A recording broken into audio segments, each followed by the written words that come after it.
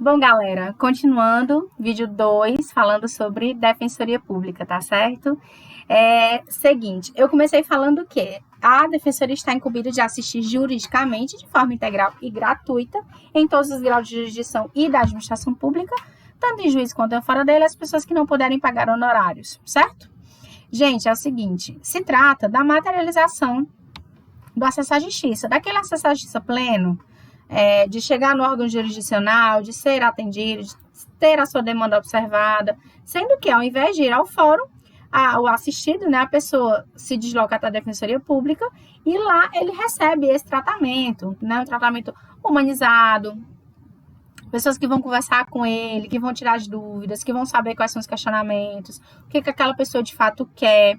E assim, tem várias faculdades, né, que tem convênios com as defensorias públicas exatamente para fazerem esses atendimentos e mandarem para a Defensoria Pública só a petição já corrigida, já certinha, para poder a Defensoria Pública mandar e assinar e protocolar a ação. E a partir dali, é a Defensoria Pública quem vai acompanhar, mas o primeiro atendimento é feito lá nas faculdades. Já já vai chegar o dia de vocês, não se preocupem, tá? Já. Calma aí. Então, é a ideia de que as pessoas que não têm dinheiro, né, que não podem pagar, que não têm condições de contratar advogado, precisam da Defensoria Pública. Um questionamento que sempre levantam é: mas assim, a Defensoria Pública demora muito. Mas eu queria ter dinheiro para pagar, não sei o quê. Gente, advogados e defensores públicos nunca vão poder brigar. É igual ao SUS e os planos de saúde. Você não tem direito ao SUS de forma gratuita, mas você paga um plano de saúde. Por quê? Porque você quer, digamos assim, algo que funcione melhor. Eu não estou dizendo que a Defensoria Pública não funcione bem. Funciona. Mas, entenda, ela é igual ao SUS, ela atende todo mundo. Então, é claro que determinados processos vão demorar um pouquinho mais, gente. É uma coisa ultra consciente da nossa parte. Inclusive, é uma carreira muito bonita, porque trabalha diretamente com o povo, em prol da população. Eu acho muito massa ser defensor público. É outra coisa que eu acho muito bonita. Se tivesse Defensoria Pública trabalhista, estaria eu lá, em primeiro lugar, estudando, feito uma desesperada para passar no concurso. Que esse era o concurso da minha vida. Não tem, tá, galera? Defensoria Pública é só militar e criminal e civil, tá? Morgana, por que tu não faz? Não sei o quê. Gente, por enquanto não. Por enquanto não, realmente. Assim, se fosse Defensoria Pública trabalhista, eu metia as caras, ia estudar, mas não tenho esse interesse por enquanto. Mas é uma carreira muito bonita, ganha tão bem quanto o Ministério Público, mas trabalha muito. Também não vou dizer que não trabalha muito. E exatamente porque trabalham muito, é que a gente tem que ter essa consciência de que realmente as coisas demoram. Tem vezes que demora para processar determinada ação. E assim, o convênio com as faculdades é uma coisa maravilhosa para a Defensoria Pública. Porque eles ganham várias etapas. Quem é que tem que pegar a documentação? Aquela pessoa.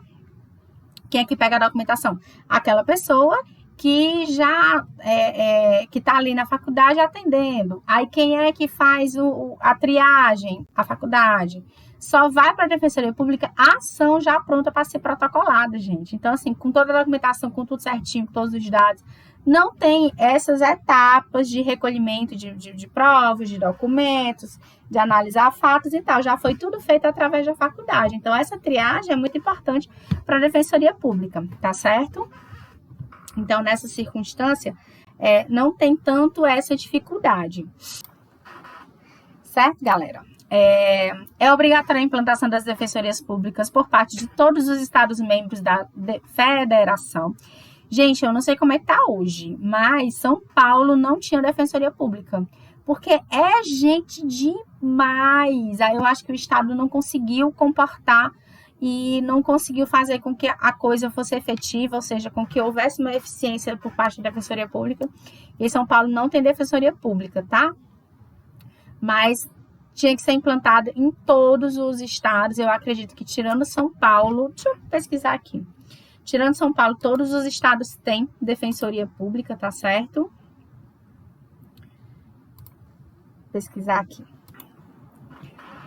Gente, De acordo com o IPEA de 2013, o mapa da Defensoria, que foi o que eu olhei aqui na internet, Amapá, Goiás, Paraná e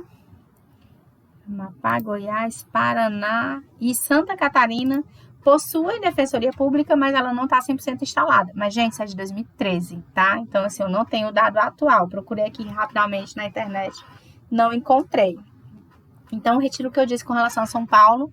Na verdade, esses 4 estados, todos têm defensoria pública, porém, alguns ainda precisam fazer concurso, ou precisa chamar mais defensores, ou a defensoria precisa ser efetiva, tá certo? Mas, enfim, isso não desmerece em nada o trabalho da Defensoria Pública, ao contrário, é um órgão extremamente importante, extremamente relevante, que tem uma missão muito bonita para a sociedade, porque todo mundo que não pode pagar advogado pode ir para a Defensoria Pública.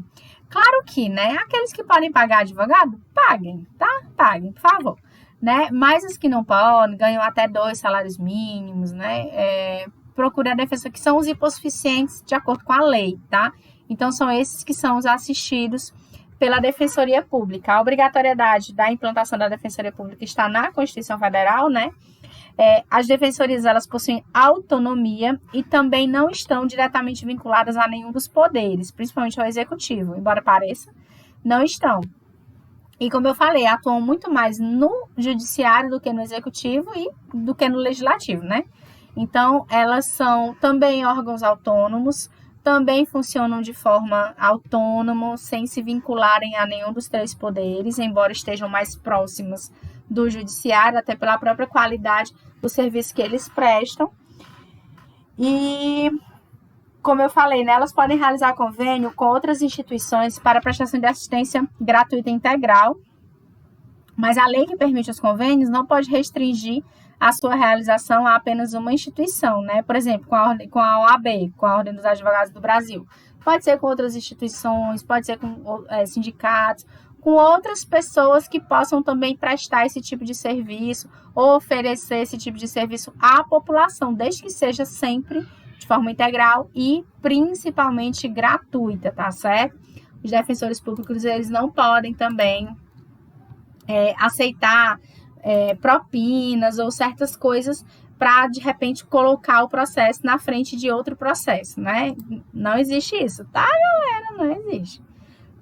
Deixa os defensores públicos trabalharem em paz, os pobres, né? Deixa eu ler aqui a Constituição, só para a gente ver o artigo sobre a Defensoria Pública. Bora, meu filho, carregue. Ai, cadê?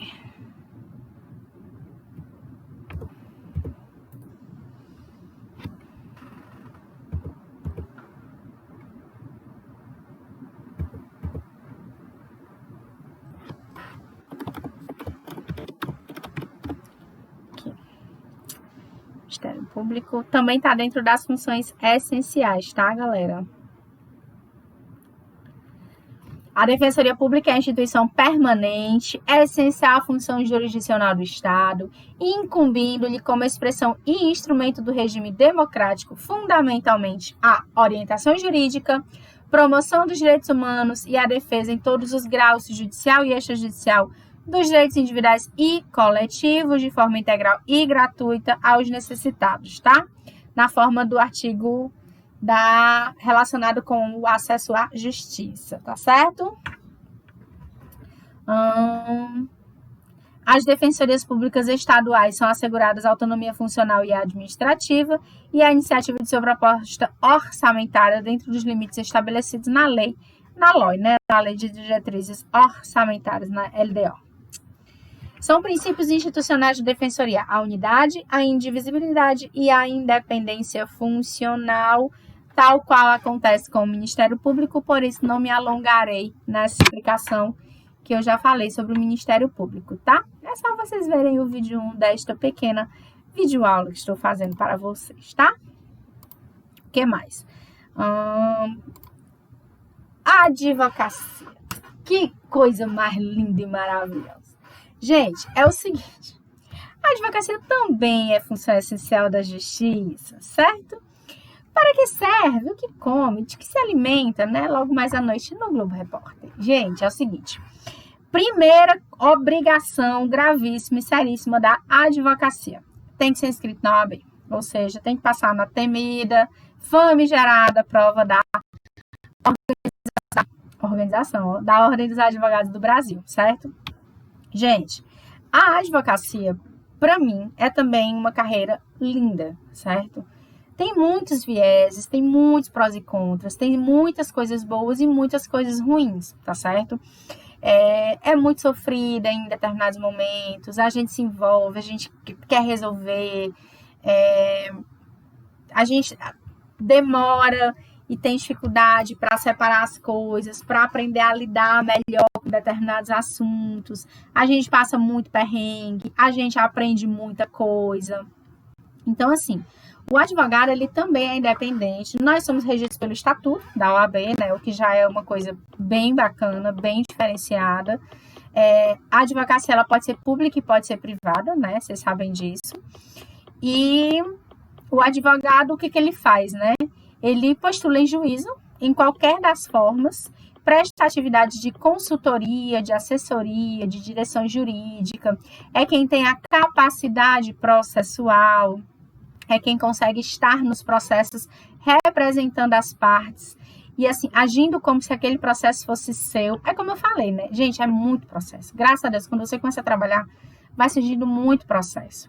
E uma coisa que eu posso e devo recomendar a vocês é que sempre tentem se filiar a uma área, porque acaba que quando você se filia a muitas áreas, você não consegue fazer nada muito bem, o que é muito ruim, né? Tipo, eu adoro processo, qualquer dos processos, civil 1, civil 2, civil 3, enfim, adoro processo. Adoro a parte civil, adoro a parte empresarial, mas o que eu gosto de fazer? Eu gosto de advogar na área trabalhista, porque foi onde eu comecei a advogar, é onde eu me sinto mais à vontade. Algumas ações cíveis eu gosto de fazer também. Agora, criminal, eu não faço, não gosto, não tenho o menor interesse, não sei fazer. Ah, Morgana, tu nunca advogou no crime? Já. Infelizmente, já tive meus momentos. Mas não é algo que eu gosto, não é algo que eu curto fazer. Então, se eu posso dar um conselho para vocês que estão aí, né, começando, se filiem numa área, gostem de uma área, se identifiquem com essa área e vão nela até o fim, que aí vocês vão ter sucesso. Vocês estão proibidos de mudar? Nunca na galáxia, nunca na galáxia. Sempre que quiser, mude, né? Eu ainda não senti esta vontade. Mais de 10 anos advogando na área trabalhista, não sinto vontade de sair. Mas já me deparei com algumas dificuldades, principalmente esse ano. Eu acho que a gente reviu muita coisa na nossa vida, né? Eu já me deparei com algumas dificuldades na advocacia esse ano. Se eu estivesse vivendo só de advocacia, eu não sei como eu estava vivendo. De verdade. Não sei como eu estava fazendo porque não tinha ação. Não teve ação por um bom tempo, né? Agora é que tá voltando a aparecer. Então, graças a Deus que eu tenho as minhas aulas. Mas fico pensando nos meus amigos. Então, assim, tenha sempre um plano B, procure sempre algo que te dê vontade de fazer, que te dê brilho no olho. Porque também, se não tiver brilho no olho, não tem graça. Como eu tô falando, a advocacia é muito bom. Um bichinho que consome a gente, que a gente quer fazer aquilo ali a vida todinha. Mas é muito sofrida também, tá? Os advogados, eles também podem fazer atos e contratos de pessoas jurídicas, né? Ou seja, podem criar os atos constitutivos das pessoas jurídicas, os contratos sociais, e só podendo ser admitidos para registro nos órgãos competentes se visados por um advogado. Tipo, às vezes o advogado não faz, né? O contador, o administrador faz, mas o advogado não faz. Mas o advogado tem que olhar, tem que revisar e tem que assinar aquele contrato social, porque só é aceito para registro depois que o advogado assinar, certo? Obrigatoriamente. Apenas o juizado especial nas causas de até 20 salários mínimos dispensa a presença de advogados, que a gente chama de juiz postulante. E no direito do trabalho, causas de... Não precisa de advogado, salvo quando for recorrer. Quando chegar depois da sentença, aí para recorrer precisa do advogado. Mas até a sentença não precisa de advogado, tá? É óbvio que a gente não indica que a pessoa vá sem advogado, tá? Mas é importante dizer para a pessoa, para ela saber que você está sendo honesta com ela, que você sabe que ela pode confiar em você, que você está dizendo a coisa certinha e tal, tá certo? Gente, Nós temos a advocacia judicial e extrajudicial. Judicial é aquela exercida dentro dos fóruns, né? No âmbito realmente processual de processos jurídicos. Exercida perante os órgãos do judiciário, né? Por meio da capacidade postulatória, que é privativa dos advogados. E a extrajudicial inclui todas as demais atividades que não sejam aquelas praticadas perante o Poder Judiciário. Acompanhar em presídios, em delegacias.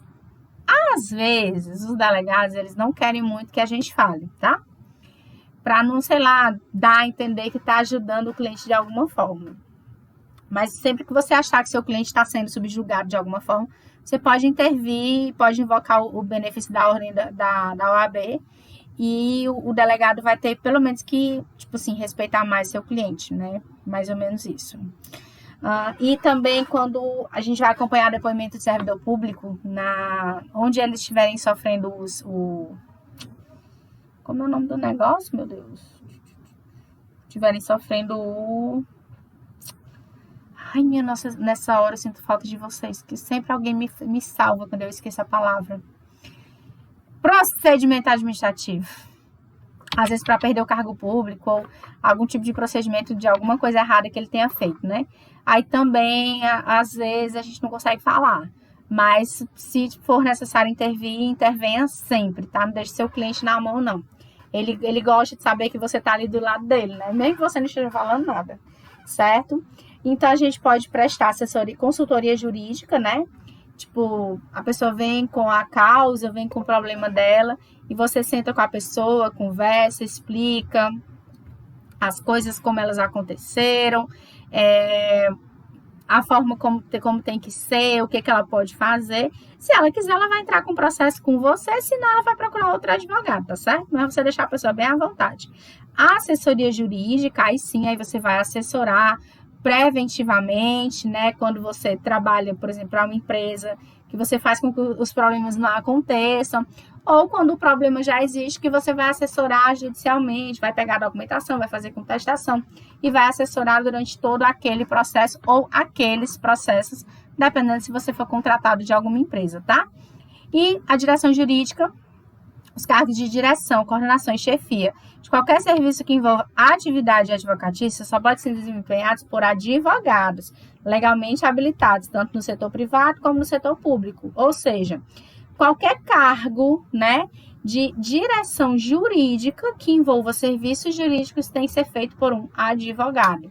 Escritório de advocacia tem que ser administrado por um advogado, não pode ser administrado por um administrador. Os cursos de direito têm que ser administrados por advogados e assim sucessivamente, tá certo? Continuando aqui, né? Exercem a advocacia os advogados, profissionais liberais, que desempenham qualquer das atividades anteriormente enumeradas, aquelas de assessoria, direção e consultoria, né? Podem ser profissionais liberais, hoje eu sou profissional liberal, eu não tenho escritório, eu atuo sozinha, não tenho escritório, não tenho secretário, não tenho ninguém trabalhando por mim, sou eu e eu mesma e Irene. A questão é que tem horas que dá um nó na cabeça, como eu falei para vocês, né? Advogados empregados, tanto de empresas públicas quanto de empresas privadas, vai depender se foi concurso público ou como é o nome?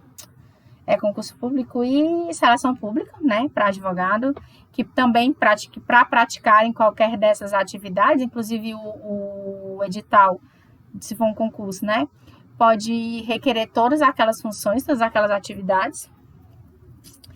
Os integrantes da Advocacia Geral da União, da Procuradoria da Fazenda Nacional, da Defensoria Pública e das Procuradorias e Consultoria Jurídica dos Estados, Distrito Federal e Município das respectivas entidades da administração indireta e fundacional, são todos advogados, precisam ter OAB para participarem do concurso, para galgarem a esses cargos públicos, tá? Sem OAB eles não conseguem. Tem alguns cargos que bacharéis de direito podem fazer, mas quase todos os cargos são para advogados com OAB, ou seja, estuda, galera, estuda que vocês têm que passar na OAB para poder concorrer nos cargos públicos que vocês almejam, tá? Artigo 133, acho lindo. O advogado é indispensável à administração da justiça, sendo inviolável por seus atos e manifestações no exercício da profissão, nos limites da lei. Gente, custa nada falar, né?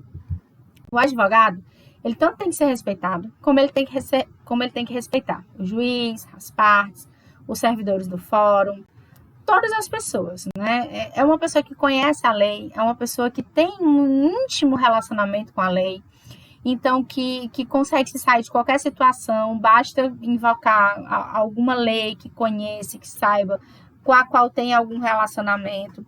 Vocês fazem uma faculdade, nós fazemos uma faculdade muito complexa, tem muita aula, tem muita lei para aprender, tem muita área disponível e muita área nascendo, crescendo. Então, assim, eu não creio que seja algo que esteja em desuso. Ao contrário, cada vez mais a gente precisa de advogados e de bons advogados. Então, assim, a ideia é que vocês cada vez mais se interessem, se empenhem ou por áreas que já existem, né? Ou áreas outras que vão surgindo aí com o passar do tempo, né? É importante que a gente tenha esse tipo de visão, digamos assim, né? Porque advogar é muito bom, galera. De verdade, advogar é muito bom. E se você não tomar cuidado, você não vai conseguir fazer o cargo público que você quer, tá? Concurso público que você quer, porque você vai gostar de advogar. Mas, se vocês têm interesse, então, tem que passar na OAB, estudem. E lembrar que no exercício da profissão, né, a gente, né, pode se manifestar de qualquer forma, sob qualquer termo, pedir que o juiz respeite a parte, que a parte respeite o juiz, que não hajam, né, nem controvérsias dentro do processo que minem o direito daquela parte, principalmente proteger o seu cliente, tá? Desde que, de novo, a ideia do respeito, viu, galera? Respeito não custa caro e não faz mal para ninguém. O ideal é que você respeite todo mundo, qualquer pessoa, tá? Se livra e se liberta de qualquer tipo de preconceito que você tenha, que você vai precisar na advocacia, tá? Além de viver melhor em sociedade, você vai precisar na advocacia, porque qualquer ato que pareça preconceituoso vai ser firmemente inibido, tanto pelo juiz quanto por qualquer outra pessoa, tá bom? Porque a primeira coisa que vão falar é: você é advogado, você não deveria falar assim, certo? Então, muito cuidado quando acontecer com vocês, tá certo? Galera, tem outras funções que elas são auxiliares da justiça, certo? E essas funções, elas também são muito importantes, tá, galera? É claro que as outras, elas têm certas regalias, digamos assim, né? Mas sem essas funções aqui, que estão aqui na tela, a gente não consegue fazer nada no fórum, minha gente. Ponto. Era isso que eu tinha para dizer sobre essas funções. Seguinte. Primeiro, o escrivão. O escrivão, ele é extremamente importante. Eu tô falando do escrivão do judiciário, tá? Chefe de audiência. Cara que fica lá, coladinho no juiz, fazendo a ata. Não estou falando do oficial, do escrivão que é da polícia, tá? É o escrivão que fica lá, coladinho no juiz, é o que faz o pregão, né? Chama das partes para as audiências, é o que reduz a termo a ata de audiência, às vezes a sentença, todos os depoimentos, é ele quem está ali digitando para poder colocar tudo em ordem, e outras funções também, tá? Coordenação e supervisão dos serviços de cartório, de natureza administrativa, ou acompanhamento e execução dos serviços inerentes aos processos judiciais, né? Como eu já falei. Temos também o oficial de justiça. A gente tem oficiais de justiça, eles são divididos, acho que em categorias, certo? Não sei se o termo técnico é esse, mas enfim. Tem o oficial de justiça avaliador, tem o oficial de justiça que cumpre os mandados, tem o oficial de justiça só para busca e apreensão de menor, por exemplo, sequestro e arresto de bens. Então, eu não sei se são categorias, tá, galera? Mas meio que essas funções dentro da função oficial de justiça, né? Como se fossem essas mini funções. Ele é servidor... Todos aqui são... Não, quase todos são servidores permanentes. O escrivão, o oficial de justiça, o distribuidor, contador, aí perito e intérprete não. Mas até o contador, eles são concursados também, tá? Fazem concurso para técnico ou para analista do judiciário. O oficial de justiça, ele cumpre os mandados de citação, de notificação, de intimação, de busca e apreensão, de arresto, de sequestro, todas as coisas que, em tese, materializam o direito ou do autor, ou do réu, do requerente ou do requerido na hora de uma demanda judicial, tá certo? Eles também fazem avaliação de coisas móveis, de coisas imóveis, para levar para os leilões e praças, né? Quando assim acontecer, quando houver, e eles são responsáveis por entregar as intimações, né, galera? Então, são muitos oficiais de justiça, tá? Muitos, eles têm uma área própria dentro do fórum. E são vinculados aos fóruns, e não necessariamente às varas, mas ao fórum como um todo, né? Então, eles podem atuar e podem fazer de várias varas. Aí, dentro deles, dentro da sala deles, digamos assim, é que eles se separam nessas categorias que eu tô falando, né? Tem um oficial de justiça, eu tô tentando lembrar o nome, que ele é diferente do oficial de justiça cumpridor de mandado, que é... Eu não vou lembrar, gente. Que tem esse que é o que, né, vai cumprir os mandados e tal. E tem um outro tipo de oficial de justiça, eu acho que é esse, que é o avaliador, que faz as avaliações, certo? Então, eles se separam dentro dessas categorias e entre as varas. Vai ser um que é para o crime, um que é para o civil, um que é para trânsito, um que é para militar, um que é para... Enfim, né? Eles se separam entre as categorias, tá certo? É ele quem executa as determinações do juiz que devem ser realizadas externamente, tais como as citações, as intimações, as penhoras, as prisões, entre outros atos processuais, tá? Condução coercitiva de testemunha, quando o abençoado não quiser ir lá testemunhar, né? Necessário, certo? Distribuidor é o servidor permanente do Poder Judiciário, existente onde houver mais de um juízo. Sua função é realizar a distribuição dos processos entre os diferentes juízos. Gente, é um servidor, tá? Que fica lá no setor de distribuição. Hoje em dia é tudo virtual quase, né? Então, chega o seu processo lá, aparece para o distribuidor, aí o distribuidor vai procurar dentro do sistema qual é a vara que tem menos processos para lançar para aquele juiz. Ou, dependendo se for uma competência mais específica, lança para aquele juízo da competência mais específica, tá? Ou seja, ele é o responsável por distribuir, por separar os processos dentro das competências e dentro das capacidades das varas, tá? Para não deixar nenhuma vara com mais e outra com menos processos e acabar sobrecarregando demais os juízes, que já são super sobrecarregados, certo? Claro que eu tenho ressalvas com relação aos juízes, tá, galera? Mas trabalham muito, é muita coisa, é muita preocupação na cabeça, tá? Então, o distribuidor, ele faz essa função. Hoje é tudo informatizado, certo? O sistema é maravilhoso. Mas antes, quando era a petição física, que a gente tinha que entregar via, esperar um tempão para saber onde é que tinha caído, porque demorava uma vida. Hoje não. Hoje você protocola e você já sabe em qual vara caiu. É maravilhoso. Maravilhoso. Você protocola e já sabe qual é a vara. Antes você esperava 15 dias. Tinha que andar com a petição durante 15 dias para saber onde é que tinha caído aquele processo. Para você poder começar a trabalhar em cima dele. Tá? Pensou? 15 dias, pois é. E sendo legal, viu? Às vezes demorava mais. Enfim. Gente, a gente tem também o contador, tá? Ele é quem faz os cálculos judiciais, certo? Eu acredito que existe um setor que não é por vara. Mas, de qualquer forma, tem vários contadores, cada um deles com uma expertise diferente, porque acontece que o cálculo judicial ele não é sempre igual, né, em todos os processos. Tem um processo que é um cálculo X, tem um outro que é um Y, e assim sucessivamente. Na Justiça do Trabalho, cada vara tem seus contadores. No Fórum Estadual é que eu estou na dúvida se cada vara tem seu contador, se existe o setor de contabilidade do Fórum, e aí eles mandam para lá, e eles distribuem internamente, igual dos oficiais de justiça, eles distribuem internamente, e aí cada um tá meio que vinculado a uma vara, né? Eu não sei se tem tantos assim, que são muitas varas, né, galera? Mas, de qualquer forma, é ele quem faz os cálculos judiciais, através do sistema também. Hoje também é informatizado, graças a Deus, mas antes era, acho que continua sendo no Excel, para calcular juros, multas, honorários advocatícios e as indenizações e os valores e tal, tudo é com o contador, tá?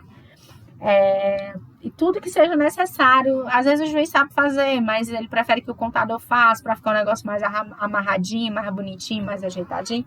Então, normalmente, o contador é responsável por efetuar os cálculos, liquidação de execuções, né, de cumprimento de sentença, cálculo de demandas processuais, quaisquer que sejam necessárias serem feitas por um contador, tá certo? Por alguém que realmente entenda. Porque, tipo, o papo do juiz, né? Eu sei fazer cálculo, o juiz sabe fazer, mas tem cálculos que são específicos da função de contador. Então, deixa o contador fazer, né? É melhor para nós e para eles. E aí, eu falei, né? Escrivão, oficial de justiça, distribuidor e contador, esses aqui todos são servidores, tá? Eles passam no concurso público e se tornam servidores do fórum, cada um dentro das suas funções, com valores de salários diferenciados e tal. O contador, ele faz um concurso, porque eu boto o timer para saber o tempo. O contador, ele faz um concurso para contador, então ele tem que ser formado em contabilidade, tá, galera? Não vai querer fazer sendo só bacharel em direito ou qualquer outra coisa, não, que você não vai conseguir, não, né? Tem que ser contador, tá certo? Beleza, galera? Tem que ser contador. Esse foi o segundo vídeo, já eu volto com o terceiro, tá bom?